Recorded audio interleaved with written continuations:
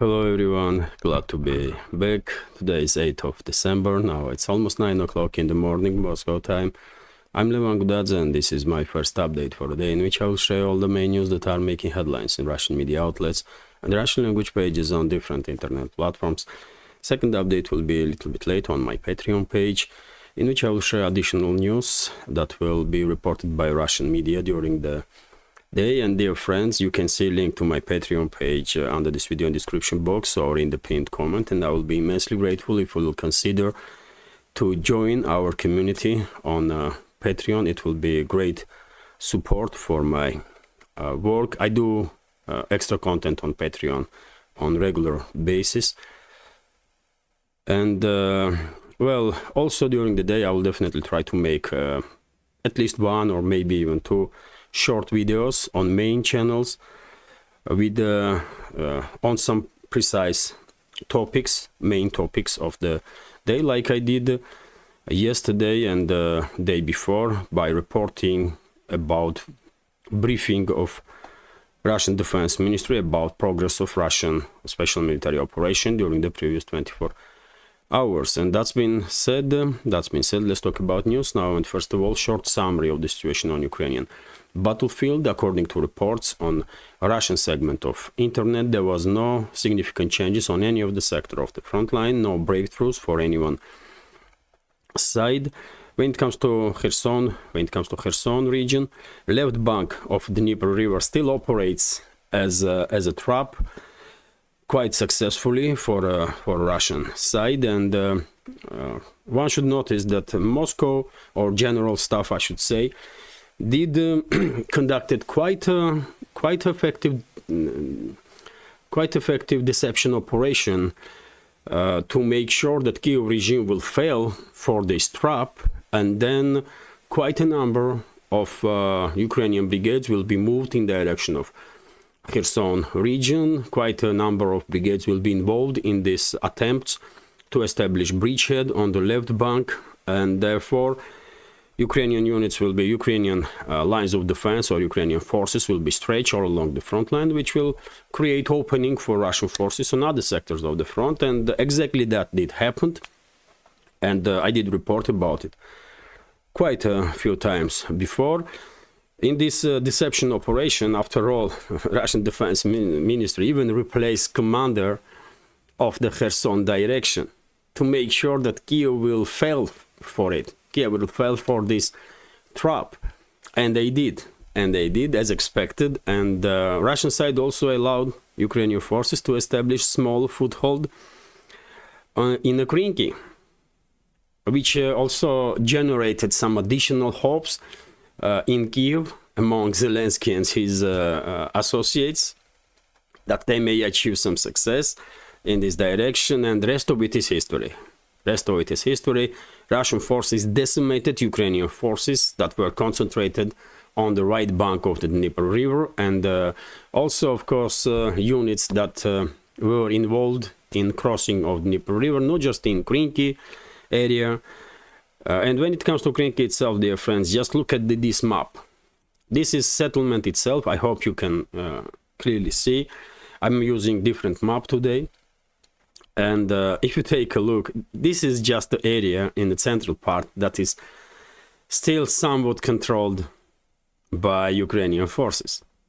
Just this tiny sector of this village, but still that was enough to generate this false hope in Kiev among leadership of Kiev regime. And as a result, left bank of the Dnieper River did work perfectly well for Russian side as a trap, and well, Ukrainian forces failed for it, and they were decimated on the right bank and on the left bank in Krinky area, and also in area of Dachi, right next to bridge here,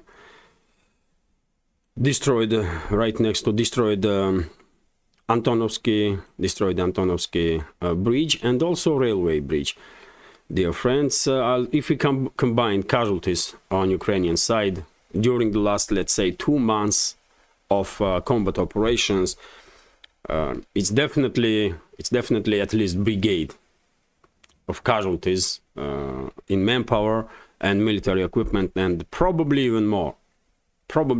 Because just imagine how you're going to count casualty numbers when you are striking concentration of, let's say, battalion. When you are striking with 1 or 2 FAB 500 glide bombs, that area. It's almost impossible to know for sure, but it's quite possible that half of the battalion will be decimated, will be just vaporized during that strike. So Russian side did the report, Russian Defense Ministry do reports on daily basis about casualty numbers on Ukrainian side. Sometimes it's 50, 60, sometimes it's 100. And if you combine all those numbers and take in account that the real number can be significantly higher, then you will definitely get numbers that are enough to create 2 brigades. But overall situation is of course under full Russian control, and I had never doubted that Ukrainian side will never achieve, Kiev regime will never achieve any success on the left bank, and I guess at this point everybody understands this, even in Kiev. Nothing to say about Ukrainian forces on the right bank that knew if they are crossing Dnieper River, they are entering trap.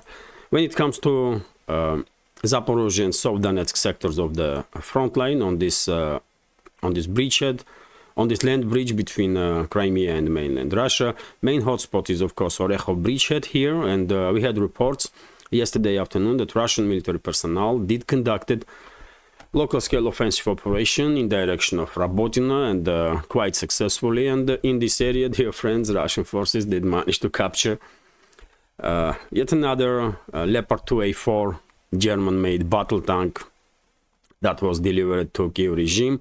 Situation in Zaporozhye sector of the front line is also under full Russian control. Nothing is happening that can influence this sector of the front line in immediate future in favor of Kiev regime. It's just impossible. Russian forces are in full control. And same we can say about South Donetsk sector of the front line, although South Donetsk sector is significantly active than when it comes to local scale skirmishes than Zaporozhye sector of the front, and the casualty numbers on Ukrainian side is also 3 times high in South Donetsk sector. And main hotspots are of course Uglidar area, Vremevsky salient area, where Russian forces are quite close to regain control over the settlements that was lost. Few settlements, Urozhaina, Staromayorskaya, Makarovka, Blagodatnaya, that was lost during Ukrainian counteroffensive. This small area here, and maybe in upcoming days or weeks, Ukrainian forces will have no other choice other than retreat from this settlement, especially from Staromayorskaya and Urozhaina. In Uglidar direction, Russian forces are also active, and they are pushing from eastern flank, from Novomikhailivka. And Novomikhailivka did become another hotspot nowadays, and for quite a while now, in this sector of the front line. Overall situation yet again under full Russian control. Ukrainian side has not even slight chance to achieve anything in this sector or any other sector of the front line, to be frank. Next is across Donetsk direction, usually one of the most active sectors or most active sector on the front line, and the main point of hostilities are of course Avdiivka and Bakhmut and surrounding areas. In both directions, Russian forces are conducting local scale offensive operations quite successfully. Avdiivka is in operational encirclement. Ukrainian forces, as I mentioned in my yesterday's update, also Ukrainian forces are complaining on daily basis and making these videos and demanding at this point, not even asking Kiev regime, but demanding to be replaced, to be removed from Avdiivka because of extremely difficult conditions that they have to operate, because of the lack of reinforcement, munition, supply and support of any kind. But yet again, Kiev regime don't really have reserves at this point. So it's very unlikely. It's very unlikely that Avdiivka garnison will rotate and will receive additional manpower. I don't think so. Best Ukrainian forces can do in this area is to contact Russian units and arrange surrendering of themselves and the city. That's the best they can do. And at the same time, they should, of course, take cautious, and before they contact Russian side, they should neutralize neo-Nazi detachment in that area, because they will definitely open fire towards any Ukrainian unit that will try to leave positions or to surrender. There was dozens and dozens of instances when these blocking detachments of neo-Nazis and lately foreign mercenaries in Ukraine are killing Ukrainian soldiers whenever they are trying to surrender. And therefore, Avdiivka garnison, which will eventually surrender, I believe, in thousands, they should take precautious measures and first neutralize those detachment units and then contact Russian side and lay down arms and surrender. It will happen. It's just a matter of time, I believe, and we will see big units of Ukrainian armed forces doing exactly that, surrendering in Avdiivka and surrounding areas. On scale of battalions, by the way. There were some reports that a few dozen of Ukrainian soldiers surrender, 100 Ukrainian soldiers surrender, 150 Ukrainian soldiers surrender, but that's not enough. That's not the scale that I'm expecting to see in Avdiivka area. When battalions will begin surrendering, that's when we know that battle for Avdiivka effectively is over. And the next hotspot is, of course, Bakhmut and surrounding areas, where also Russian forces are conducting local-scale offensive operations quite successfully on the both flanks of the Bakhmut. In the southern flank of Bakhmut, yesterday we had reports that in Klishchevka area, Russian forces managed to establish control over the heights. On the northern western flank of Bakhmut, and Ukrainian forces are now on the lowland, which makes their situation even more difficult.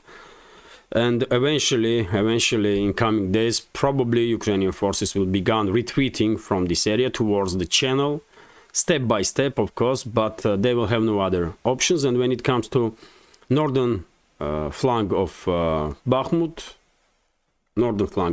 Russian forces, there was additional report that Russian forces did enter Bogdanovka, this settlement here, this small village, which is basically just in a kilometer away from Chisov. So I guess it's only a matter of days now, and battle for Bogdanovka and also Grigorievka, by the way, because if you take a look on the map, line of contact is almost on the edge of Grigorievka settlement also, right next to Chisov. So preparations for a large-scale offensive have been done by Russian forces in Bakhmut area, and even Ukrainian media and Ukrainian channels are reporting nowadays that Russian side did regain control over all the territories, almost 80%, if not more, of territories that was controlled by Russian side when Bakhmut did become under full Russian control. So all the gains of Kyiv regime for last 4 to 5, 6 months, let's say, since the beginning of the so-called Ukrainian counteroffensive, with main axis on, of course, Zaporozhye and South Donetsk sector of the front line, but also in Bakhmut direction. Well, all the gains that Kyiv regime, small gains that Kyiv regime had in this area was lost, and Russia is in charge again. And when it comes to Seversk, and northern sectors of the front line, mainly Seversk, Liman, Kupiansk, yesterday afternoon we had report that Russian forces began local-scale offensive operations in Seversk direction, in Belogorovka area, and also from the southern side, in Berestova area, Veselaya, and Razdolovka. direction.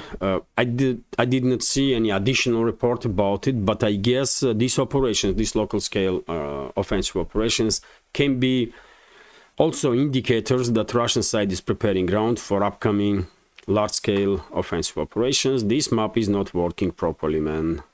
Also, this other map is not working properly, and this map is also, I don't know what is happening with the maps today.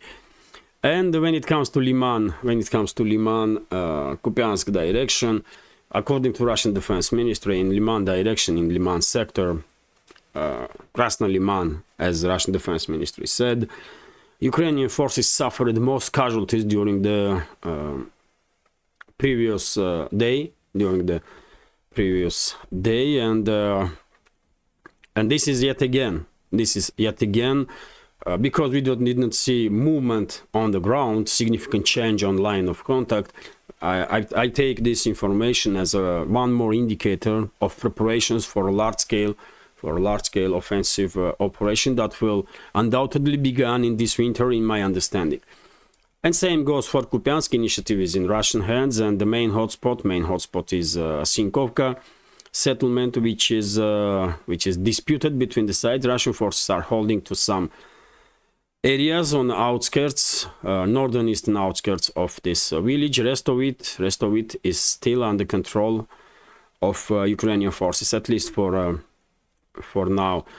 And also interesting update, dear friends, that according to reports that I see, Russian forces are beginning, Russian DRG forces, sabotage groups are beginning to increase their activity significantly in Sumy and Chernigov regions on the northern side of Ukraine. And this development also can be seen as a part of bigger picture, part of preparation of ground for large-scale Russian offensive operation, which will take place this winter, all along the front line, in my understanding, mainly central and the northern sectors of the front, including entire Kharkov region and possibly Sumy and Chernigov regions.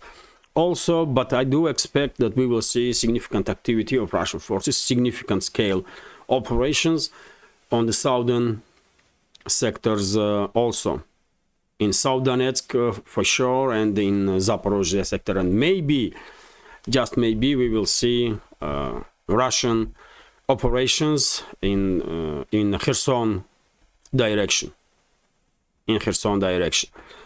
Russian mass crossing of Dnieper River.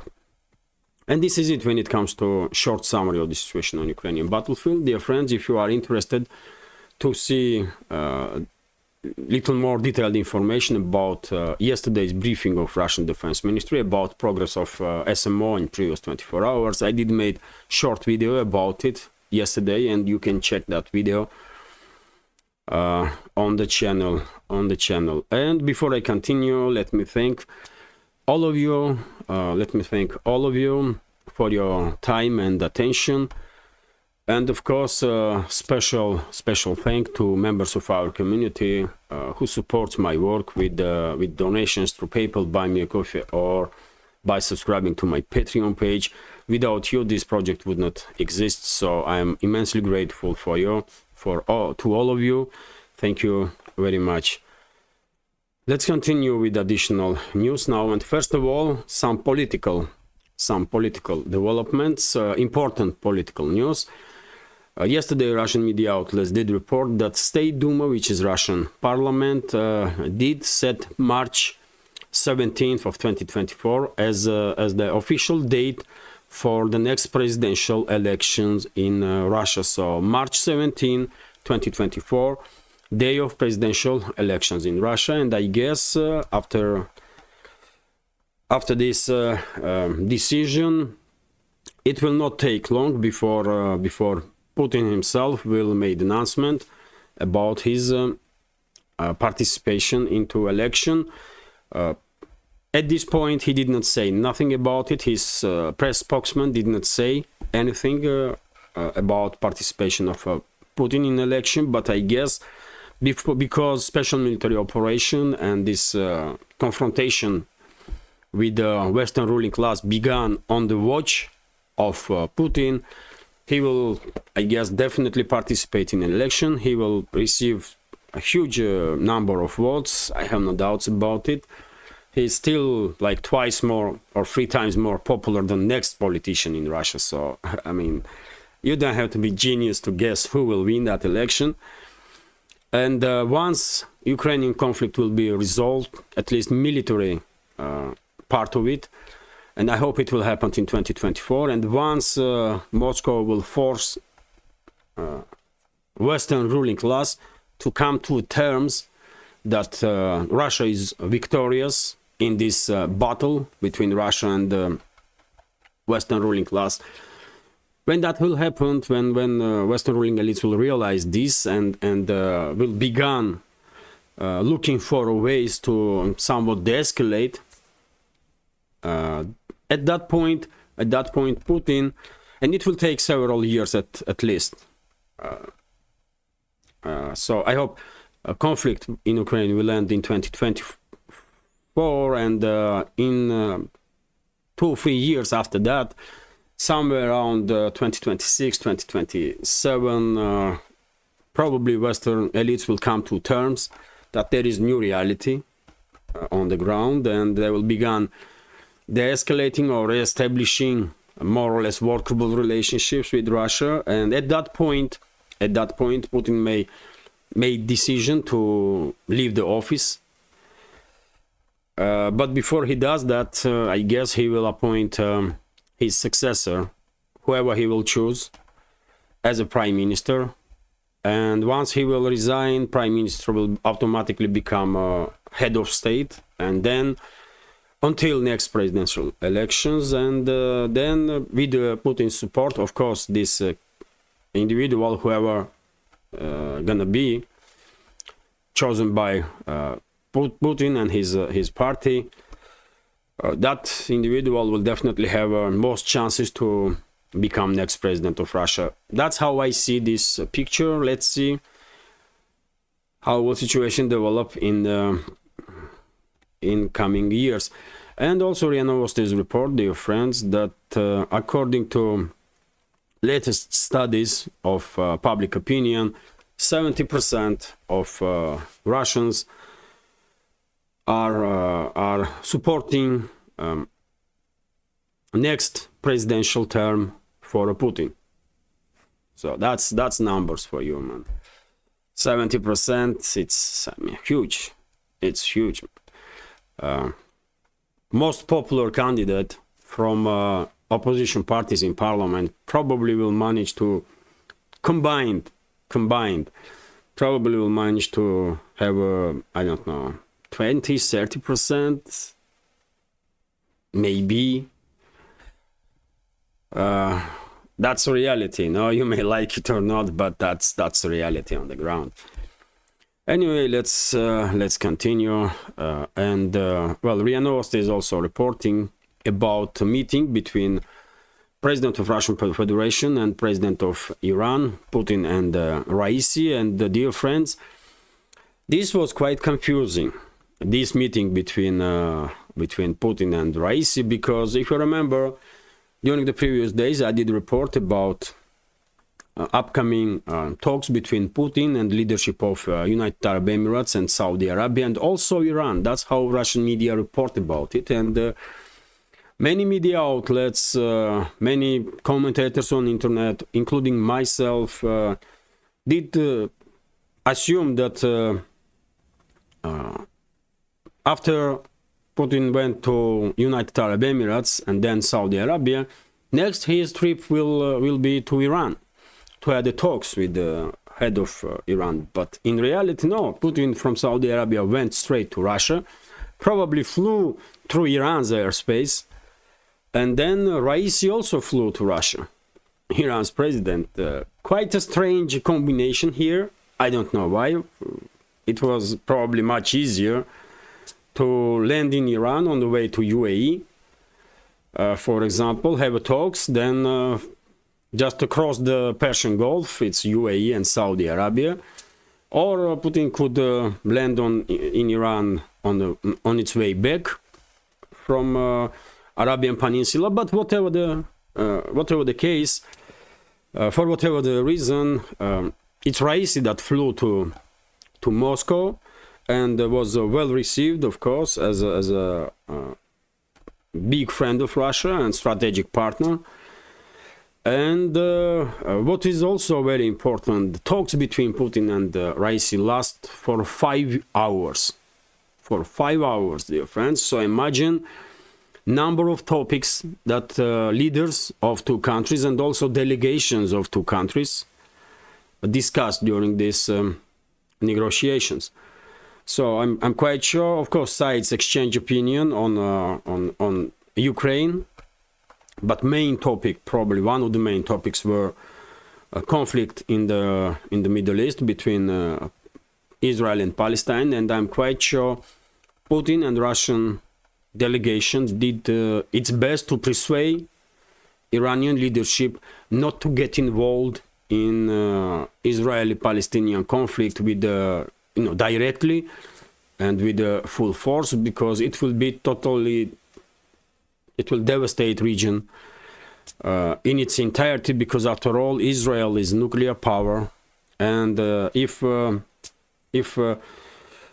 regional countries in support of Palestine will wage military operations against Israel, I have no doubts, and I guess nobody has doubts, that Israel will use nukes and will decimate entire region. And because Iran is one of the major countries in the region and definitely a leader when it comes to resistance movement, I guess Moscow spent quite a time to persuade Iranian leadership not to get involved in this confrontation unless Iran is attacked directly by Israel. Because nobody wants regional war there. Absolutely nobody. It's in nobody's interests, absolutely. And world community, including Russia, Iran, other, BRICS, and many other organizations, should do everything they can to persuade sides in Israel and Palestine to, especially in Israel, because Netanyahu's government don't even want to discuss at this point peace talks, but world community should do its best to force basically Netanyahu and his associates to begin peace talks. But regional war is going to be devastating for everybody, and therefore I'm quite sure that was one of the major topics during the discussions. And I hope Moscow did persuade Iran to stay out of this conflict, and also to use its influence in Lebanon, in Hezbollah, to make sure that Hezbollah is also will stay out of full-scale involvement in this confrontation with Israel. That's one major topic that sides will probably discuss. Also, of course, OPEC, oil markets, oil and energy markets, let's say, oil and gas markets. And I'm quite sure sides did discuss economical relationships between Russia and Iran, which has a huge potential, and their friends, southern trade route that was basically established at this point from Russia to Iran, definitely will benefit both countries, and in quite short time will begin play a huge role when it comes to world economy. And that topic will also be discussed, I'm sure, as well as Iran's participation in BRICS. As we all know, from 1st of January, BRICS will become significantly bigger, and number of countries will join BRICS, including Iran, if I remember correctly. So quite topics there for sides to discuss, and that's why these negotiations did talk so long. 5 hours, it's a quite time. Usually talks between the leaders are taking place like for an hour, maybe 2, but 5 hours, that's quite intense work. And just imagine delegations of two countries, how engaged delegations were and are. Anyway, let's continue now. And RT is reporting that US, according to John Kirby, official representative of White House, US can't give Ukraine any guarantees at this point. Well, what a surprise! What a surprise! Let me read few sentences here. So, Ukrainian government can't expect additional funding from the US until it has been approved in the Congress. National Security Council spokesman John Kirby said at the White House press briefing on Tuesday. On Wednesday, the Senate Thursday, sorry. So on Wednesday, the Senate failed to advance 111 billion spending bill that would have allocated over 60 billion for the Kiev regime, and also additional funds for Israel and so on. We all knew this. We all know this information. I reported about it yesterday, about failed vote in Senate. And well, how are you gonna comment it? I don't think anybody is surprised, really, at least in our community, because I was saying for many months that there will be time will come, and Western ruling elites will begin distancing themselves from Kiev regime as fast as possible. And we did approach these times, and that's what is happening, really. And even though probably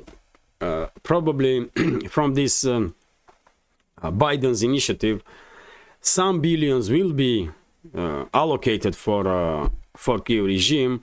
Process of distancing Western world from Ukraine have begun. It's just clearly visible, isn't it? And it cannot be stopped at this point. Project Ukraine is over. It's done. And only topic now that major capitals will discuss, it's how Ukraine will be divided between its neighbors. That's it, really. Openly, no one side will say about it single word, but in reality, behind the closed doors, that's topic that will be discussed between the major capitals in this world. How Ukraine will be divided, and you know my take on this situation. I believe entire Ukraine, with the exception of western regions, will be controlled Russia after this conflict will end, directly or indirectly, and western regions of Ukraine will be controlled by Poland, Slovakia, Hungary, and Romania. That's when it comes to fate of Ukraine. Let's continue.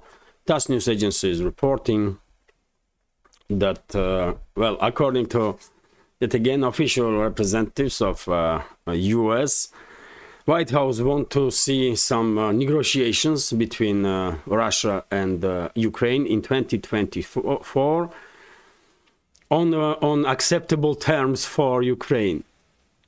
So I want to share with you this information just to highlight how delusional some low and middle level officials in the US or Western world really are, because of course not all officials are informed about what is going on in reality, and some of them probably are thinking that whatever White House says openly, that's the reality, when it's not the case at all. In reality, behind the scenes, negotiations are taking place. I'm 100% sure about inevitable disintegration of Ukraine, and which side will control which part of it. So this statement just highlights how uninformed and ill-prepared Ukrainian officials are, that they are not ashamed to say that in 2024 some negotiations should take place on acceptable terms for Kiev regime. What are you talking about? What Kiev regime? Who cares about Kiev regime or whatever they have to say? I mean, let's be real here. Anyway, let's continue. RIA Novosti is reporting that Ukrainian media continues to speculate on a topic why Zelensky did not appear in front of senators before that voting took place about Biden's aid package. And well, Ukrainian media has new justification for actions of Zelensky, and they are saying that well, Zelensky was in a bad mood because of or did not participate because of some difficulties on the front line. So that's a new position, I guess, of Kyiv regime, that because there is not everything is fine on the front line, Zelensky was in depression and he could not speak with senators. Okay. Okay. Well, dear friends, this is situation on the front line definitely is devastating for Kyiv regime. That's for sure. But when it comes to Zelensky himself, he never cared about Ukraine, about Ukrainian citizens, and I'm 100% sure this is not the reason why he did not appear before senators. He probably was not. He probably was under influence. I truly believe that probably he was just overdosed and who could not speak. That's it. That's simplest explanation. And well, let's continue. RIA Novosti is reporting about very important stuff, dear friends. Very important stuff. Tucker Carlson did share in his latest report on X, if I'm not mistaken, that head of Pentagon Lloyd Austin directly threatened U.S. lawmakers that if they will not approve aid package for Ukraine, then they, Pentagon officials and entire this gang that are ruling and ruining U.S. will take to Ukraine on the front line relatives of those senators. So this guy is crazy. I mean, Lloyd Austin, he's openly threatened lawmakers, dear friends. And I did share information on my Telegram about it yesterday. So just look at it, man. Tucker Carlson also write on X that Biden's administration is openly threatening Americans over Ukraine. In a classified briefing in the House of yesterday, Defense Secretary Lloyd Austin informed the members that if they don't appropriate more money for Zelensky, we will send your uncles, cousins, and sons to fight. Can you imagine that? That's what Lloyd Austin said, man. Crazy. And Elon Musk did react on this comment, and he said he did really said this, and Tucker Carlson replied and basically confirmed that he really did. Information is confirmed. I mean, you can clearly see response of Tucker Carlson. So, I mean, something really crazy is happening in the Washington these days. I mean, something really crazy is happening, and not because they care about Ukraine, but because this is the last big paycheck, dear friends, for U.S. military-industrial complex. And who is the Lloyd Austin?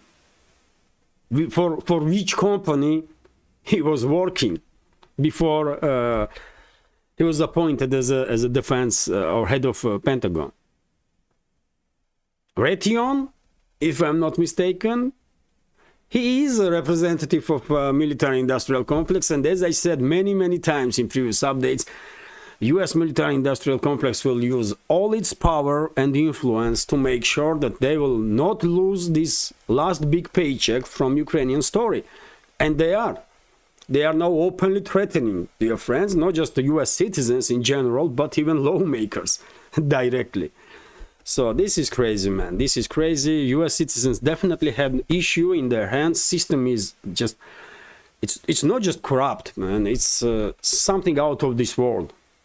That system, political system in the U.S., when, I mean, it's just too obvious, too visible, too clear for everybody, or at least supposed to be, that unelected individuals have enormous power in the country, in political decision-making process, especially when it comes to corporations, huge corporations in military-industrial complex, in big pharma, you name it, in energy sector, just name it, man. So U.S. is in significant trouble, really, because of this immensely corrupt, abnormal political system. It's just not okay in any sense.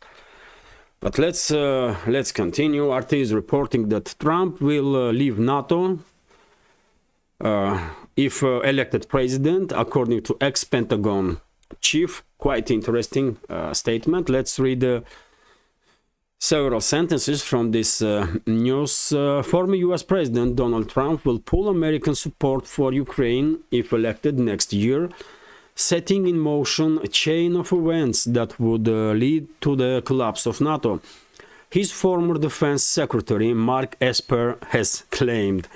Well, Trump was very bad in appointing people in official positions. I mean, how many people did turn against him from his own team? Plenty, isn't it? Plenty. But anyway,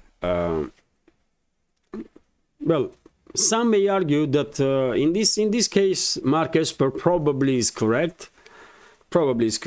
Although I guess he's making these statements to somehow damage Trump, his chances to be re-elected, and this statement is made to somewhat demonize Trump. It's for internal use, first of all.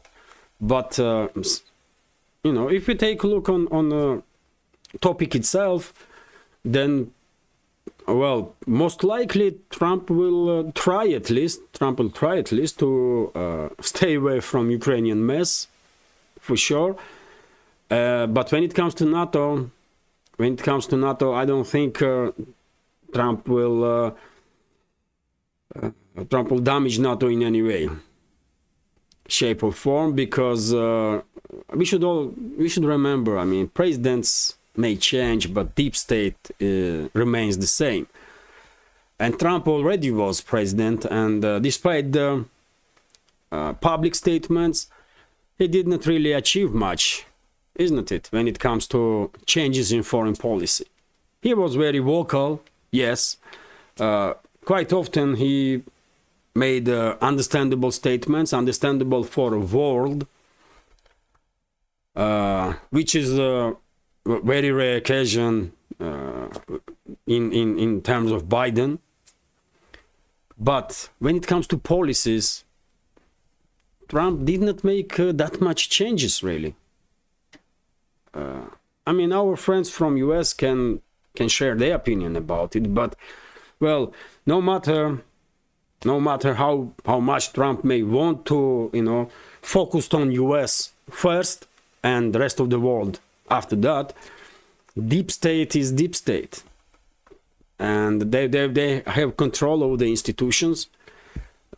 They have control over the narrative, over the media, over the everything in US. And what one individual in White House gonna do? That's a big question. So that's why I think NATO is useful for Western ruling elites, and therefore would not be damaged if Trump will be elected as a president again. But Ukraine, that's a whole different story. From Ukrainian mess, even Biden's administration is trying to stay away now. So of course Trump will do the same. Let's continue. And RT is reporting that Biden's approval rating hits a new low, which is absolutely not surprising. Absolutely. US President Joe Biden's approval rating has hit rock bottom, according to CNN's poll, by the way, published on Wednesday. Just 37% of Americans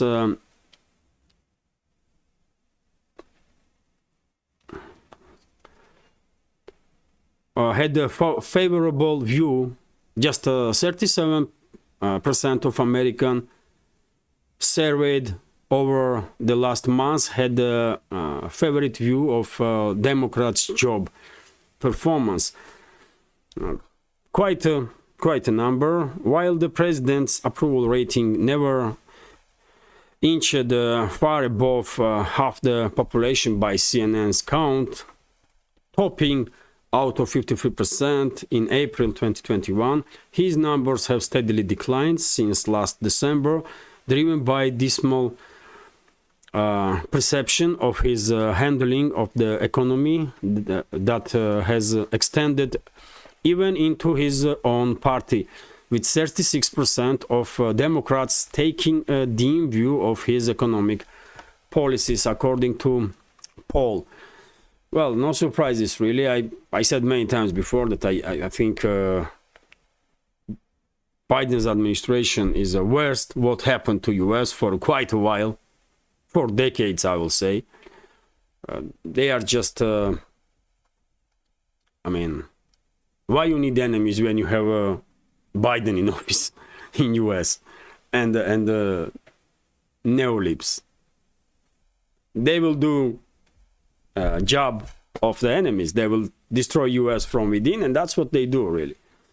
Wantedly, unwantedly, that's a different issue, but they truly are destroying social fabric in US, which is, I mean, clearly visible, and they definitely are destroying future of the US, I will say, future stand for the US, foundation of the US. Let's continue, and well, this is also quite interesting news, dear friends. If you are subscribed to my Patreon, I mean, if to my Telegram page, probably you already see these videos, but if you are not, then I will share with you now. Although, please consider to subscribe to my Telegram. It's quite a useful addition to main channels. And well,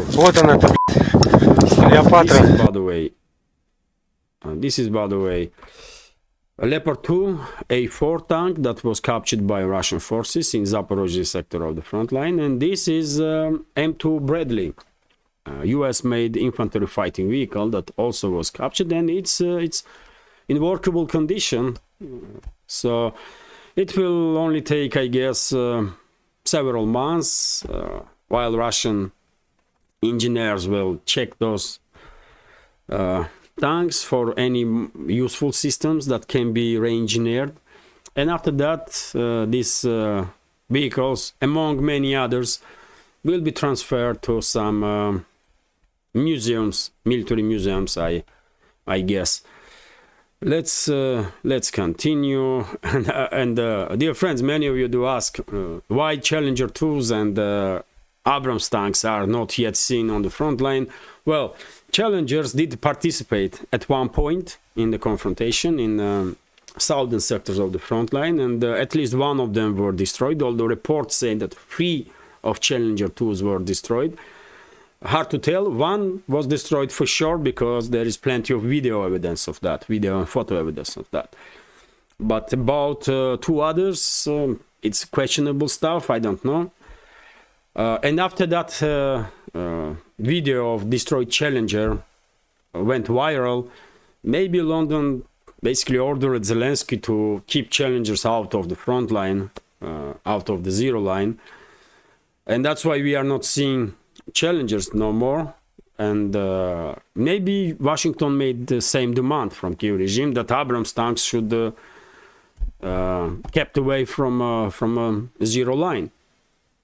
That's also a possibility. Although ground conditions, dear friends, Challenger and Abrams tanks are extremely heavy, most heavy tanks, most heavy battle tanks in the world, and at this point it's not even logical to use those tanks on the front line, because they will stuck somewhere. They are too heavy, they cannot move around as freely as some may imagine. They will definitely stuck. So when winter frost will make ground more usable for heavy military equipment, at that point, somewhere around let's say months, 3-4 weeks time, maybe we will see appearance of Challengers and Abrams tanks also on the battlefield. In other hand, Leopard 2s are significantly lighter than Challengers and Abrams tanks, and I guess Germany's government don't really cares about reputation of its military-industrial complex, and probably they never demand anything from Zelensky's regime, and therefore we are seeing dozens and dozens of these Leopard 1s, Leopard 2s, and other German equipment have been smashed in zone of special military operation. Let's continue now, and well, next topic is of course another big subject of world's attention, which is escalation in the Middle East. And according to TASS news agency, Ministry of Health of Palestine shared new information about casualty numbers in Gaza Strip, and according to latest information, number of deaths among civilians in Palestine exceed 17,000 for this moment, and over 46,000 civilians were injured as a result of Israeli strikes on Gaza Strip. Also, RIA Novosti's report that Hamas made a statement yesterday that during the previous 3 days they did manage to destroy or disable 135 armored vehicles of IDF, including tanks, armored personnel carriers, transport carriers, and so on. Hard to comment this information because we just simply don't know. Only like few people in IDF leadership probably knows real numbers when it comes to losses in military equipment, but because it's a close urban fighting, I guess number really will be high, number of destroyed or damaged vehicles of Israeli defense forces. And there are so many videos, dear friends, are circulating internet, and I did share on my Telegram page also a few times this video footage of close combat when almost in point blank range anti-tank weapon systems have been used against tanks and other armored vehicles by Hamas forces, and there are quite a few videos from Israeli side also of close combat. So in that environment, it's definitely not going to be surprised if casualties numbers are high, and also numbers of destroyed and damaged military equipment. And well, let's continue. Next is information about decision of leadership of UK to send its two ships from the navy to supply some humanitarian aid to Gaza Strip directly. Quite interesting or strange, I will say, decision from London, and they will be Argus ship and Lim Bay ship. These two military assets of UK's navy will supposed to take some humanitarian aid to Gaza Strip. But the question is, in one hand, London is supporting military action of Netanyahu and his government with everything they can, politically, militarily. I guess some weapons deliveries have happened from UK also, shells, for example, and maybe some bunker busting bombs and so on. But in other hand, London is now planning to play as a humanitarian and try to kind of assist civilians in Gaza. I'm not buying it. I would not be surprised if on these ships, I don't know, man, some weapons will be by these ships, some weapons will be transported, and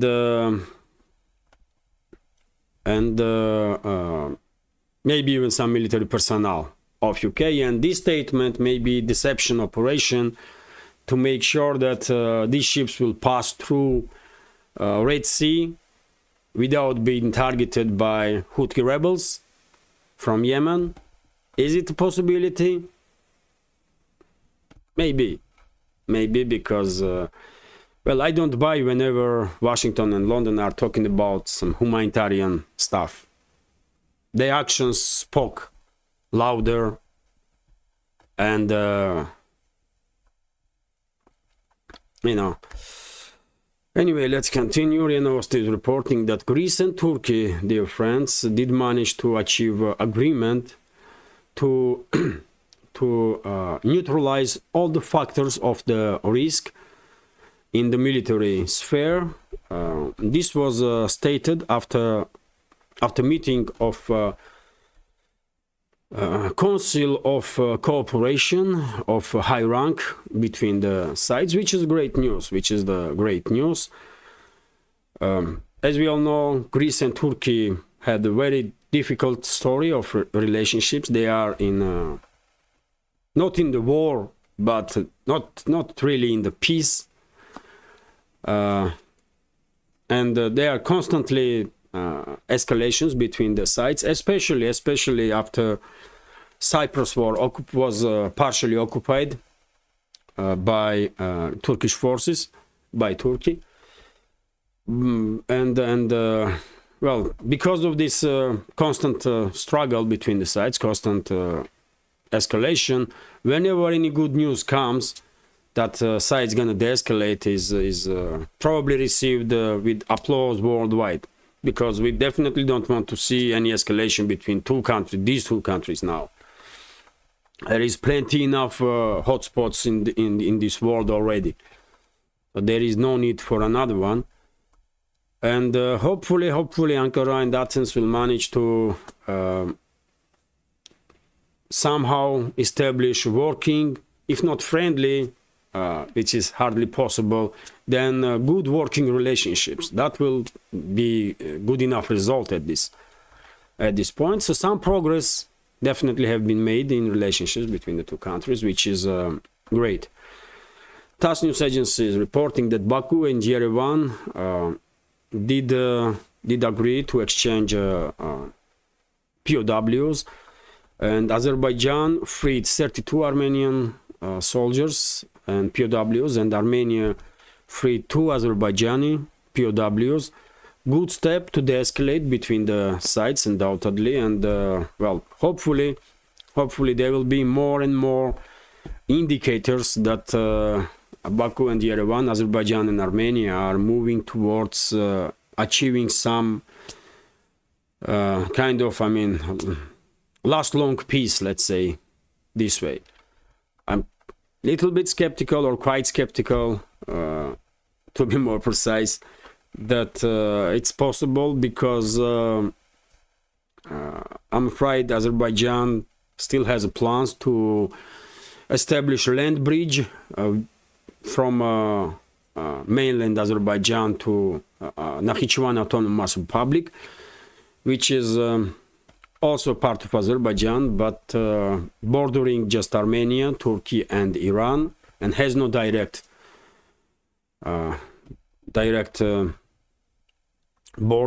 administrative border with other Azerbaijani regions. And at some point, I'm afraid we will see escalation between Azerbaijan and Armenia, exactly because of this lack of land bridge between Nakhchivan and mainland Azerbaijan. But anyway, let's continue. Since Pashinyan become a prime minister of Armenia, and his people began ruling and ruining Armenia, after that, these countries, I mean, it's hard to see any progress when it comes to Armenia's future. Just take a look on the map, dear friends, and you will realize what am I talking about straight away.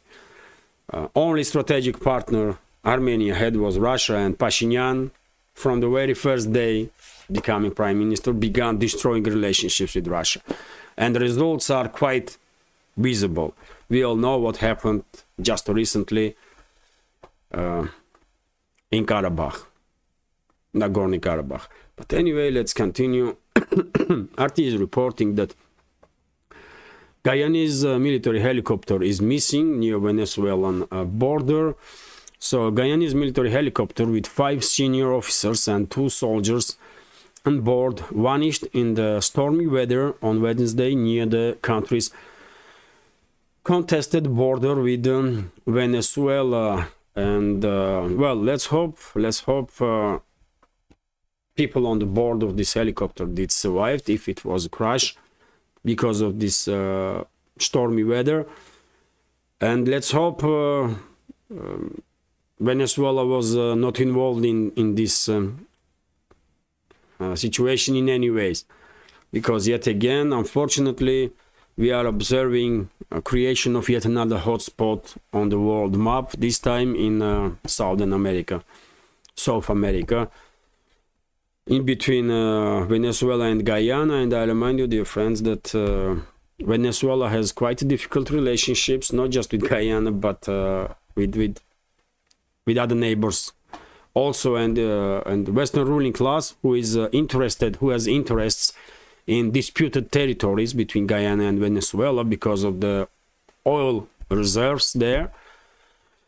Well, Western ruling elites may quite easily provoke regional war in this part of the world, and let's hope it will not happen.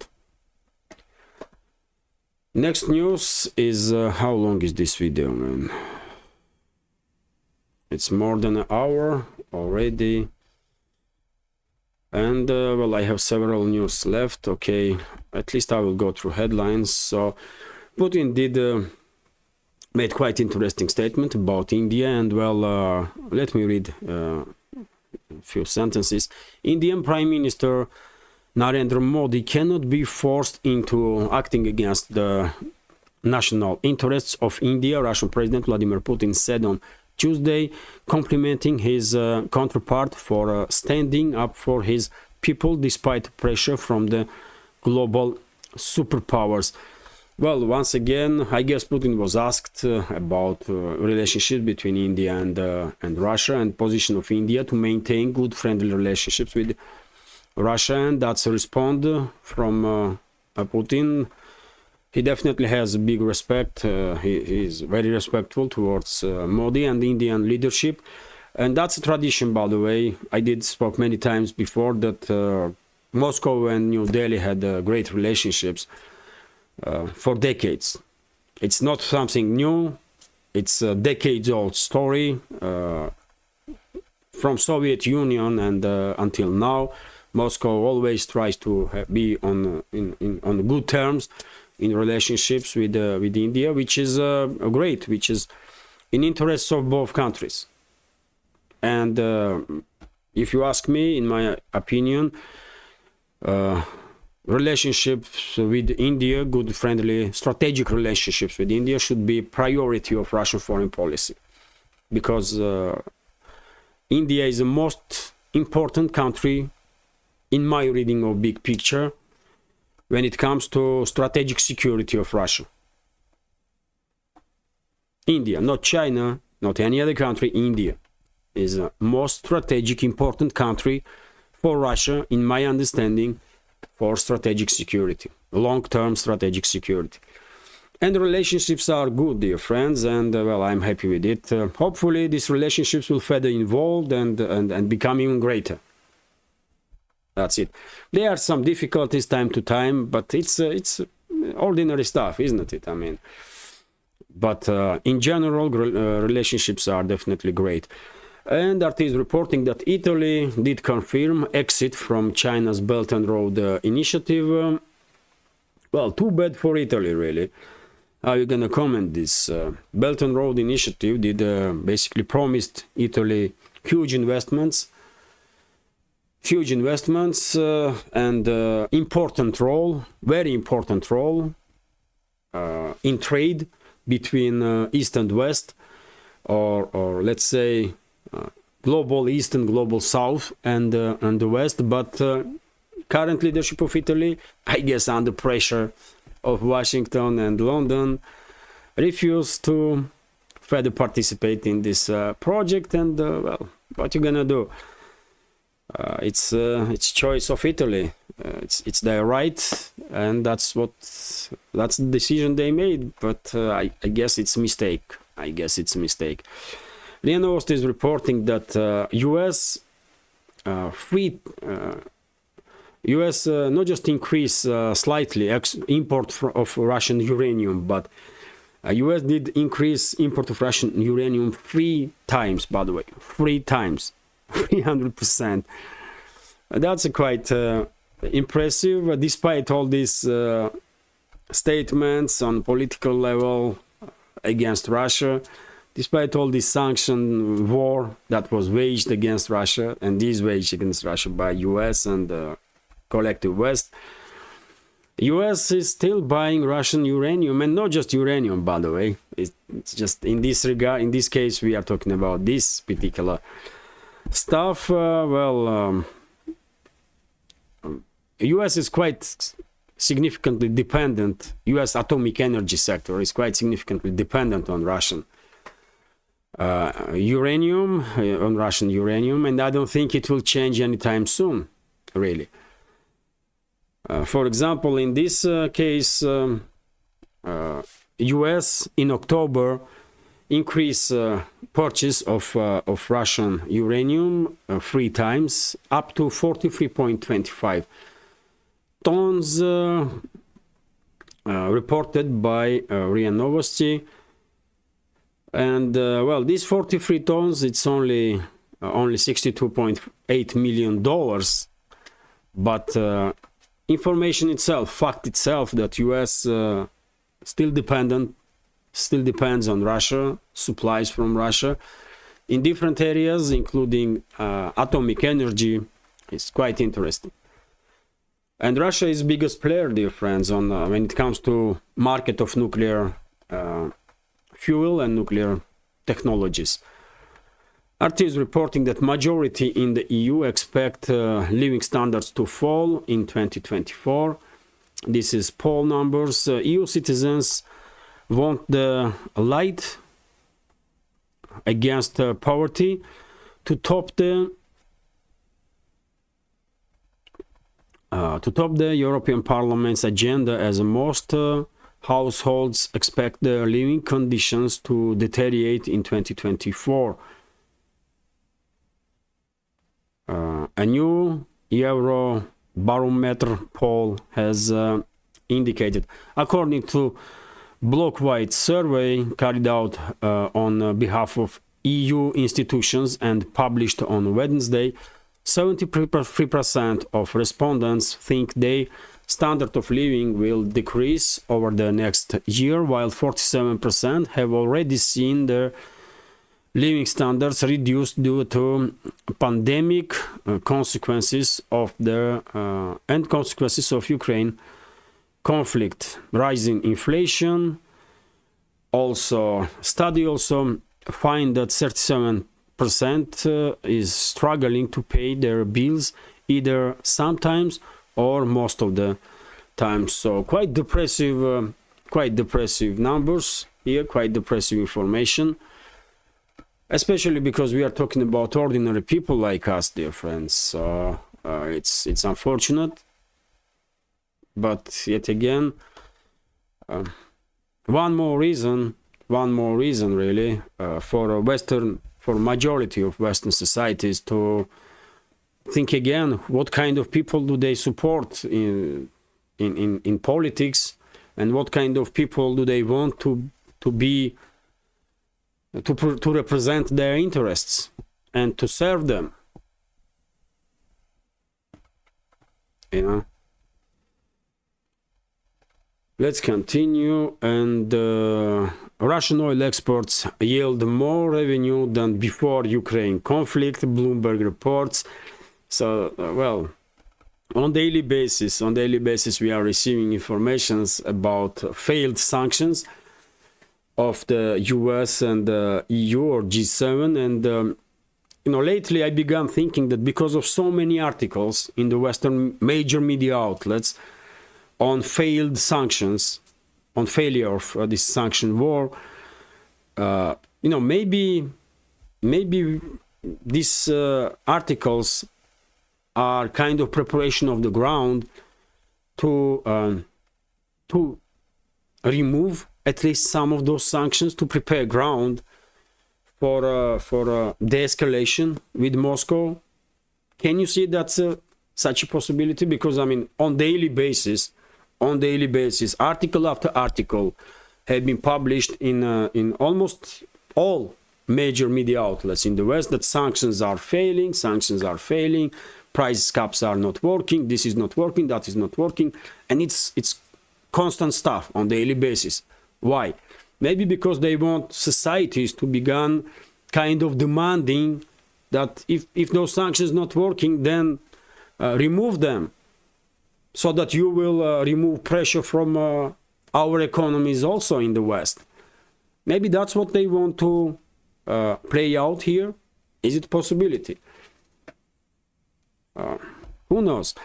But anyway, let me read several sentences here. Russia's monthly revenues from oil exports are now higher than before the beginning of the special military operation in Ukraine, which is on its own quite something, isn't it? Quite information, indicating that Western sanctions on the sector have failed.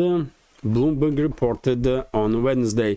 Moscow's income from crude sales almost doubled from April to October, despite international pressure and widespread predictions of a huge deficit.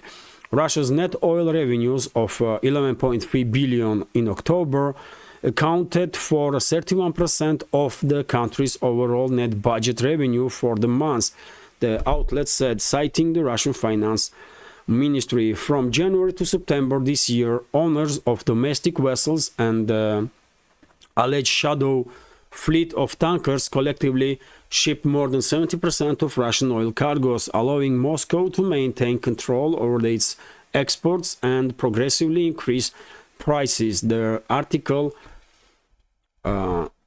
stated. And well, we all know that data from India's customs shows, for example, that price paid for Russian oil averaged $72 per barrel this year by the time it reached the Asian country, which is a $12 higher than price initially declared at the point of export in Russia. So this is Russia has shipped nearly 3.5 million barrels of crude a day this year, with around 11 billion going into delivery spread, the outlet said. Well, we all know that Russian oil is selling significantly higher than Western price cap. And what is interesting in this article, I guess companies that are trading with Russian oil did come up with some kind of mechanism that they are initially showing one price and then showing another price. I don't know what Bloomberg means by this sentence here, that data from Indian customs shows that price paid for Russian oil averaged $72 a barrel this year by the time it reached Asian country, which is $12 higher than the price initially declared in the point of export in Russia. So maybe to avoid Western pressure, Indian companies and their Russian counterparts are declaring one price in Russia, and once oil is shipped to India, then they have initial agreement that India will pay just $72 for a barrel, and eventually, well, Russian side does receive significantly more than this $60 price cap. As I said yesterday, even Japan buys Russian oil for $70, 70 something dollars for a barrel. At least that was reports that I see in media. Let's continue. Russia-China trade increases 26% in year-on-year terms. Turnover from January to November has reached over 280 billion, and I believe before end of this year this number will increase at least for 10-15 billion, maybe little more, and eventually final number will be somewhere around 230 billion, which is good, man, which is good. I remember previous year target for both sides was 200 billion, and they already reached 200 billion and moving forward, which is great for both countries. Next year, I guess trade will reach 250 billion or maybe more, probably even more than that. And this is gonna be last news for today's update. Andrei Kostin, head of one of the biggest Russian banks, VTB, did made the statement that he did not seize any indicators that that ruble will become significantly stronger in foreseeable future, but also he did not see reason why ruble should reach 100 for a dollar mark before end of this year. so I guess at this point ruble has stabilized on the level that is more or less acceptable for all the major players on the market, all the exporters, big companies that are exporting goods. For them, this number, current rate, is not really what they hoped for. For them, 120, maybe even 150 ruble for a dollar will be much more preferable, I guess. But well, central bank has to balance, isn't it? Interests of big corporations that are mainly working for export, not just for on internal market, but on export also, because it's revenue of foreign currencies, which is important to maintain strength of local currency, and simultaneously central bank have to take in account interests of course society, and constantly monitor inflation, because inflation goes too high, then I don't think Kremlin will stay happy with the leadership of central banks. So that's why there are constant struggle between central bank and big exporter companies. They don't like each other at all, because big companies want Russian ruble to become significantly weaker. Central bank is more conservative in everything always. And it's understandable. They have to take in account interests of all the parties, from society to giant businesses.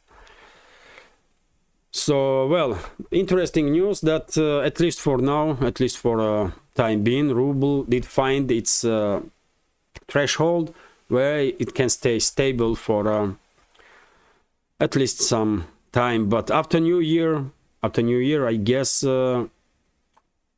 ruble will begin losing some positions against dollar again. But anyway, let's see how it will be. I will end this video now. Hopefully you will find update interesting, dear friends. Plenty of news. And if so, please click that like button, leave some commentary about any topic you like, and as many comments as you possibly can. More likes and comments and views, by the way. Views also are very important, because I guess algorithm takes in account first of all views, then comments and likes in decision-making process, to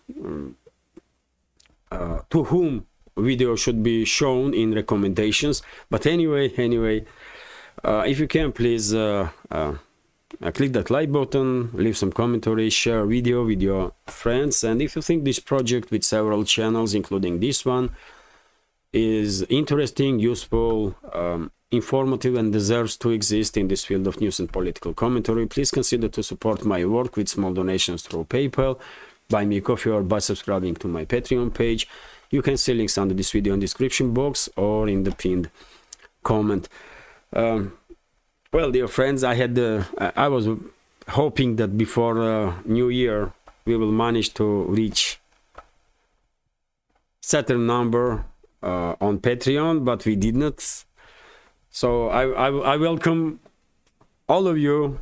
I welcome everyone on the Patreon, because it's of course together with Buy Me Coffee and PayPal account. Patreon is a major lifeline for this project, and that does allow me to know in advance about funds that I can operate with, and that's why Patreon is very useful. But anyway, thank you very much for your attention. Have a great day and take care. See you soon.